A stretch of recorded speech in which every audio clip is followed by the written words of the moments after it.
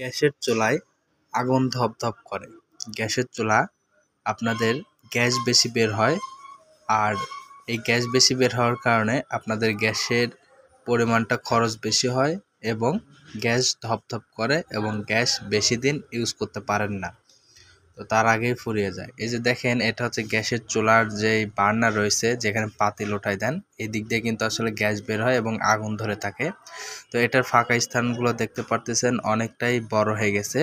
তো এই ফাঁকা স্থানগুলো বড় হয়ে যাওয়ার কারণে গ্যাস বের হয় কিন্তু ধপ ধপ শব্দ হয়, এবং গ্যাসের পাওয়ার যখন বাড়াবেন ধপ করে ওঠে, বাড়ে যায় অথবা কমে যায় অথবা বন্ধ হয়ে যায়।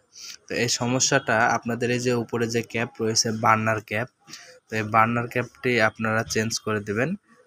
আর বার্নার ক্যাপটা চেঞ্জ করে দিলে কিন্তু আপনাদের গ্যাসের চুলা যে ধপধপ করে বন্ধ হয়ে যায় এবং গ্যাস বেশি বের হয় কিন্তু আগুন লাল হয়ে যায়, বিভিন্ন সমস্যা।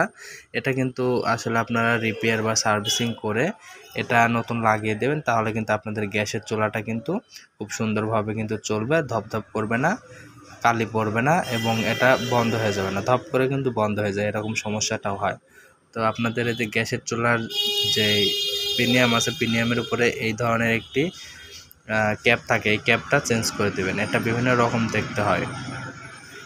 আর কী ধরনের ভিডিও পেতে চান অবশ্যই কমেন্টে জানাবেন, সে ধরনের ভিডিও আপনাদেরকে রিপ্লাই দেওয়ার চেষ্টা করব।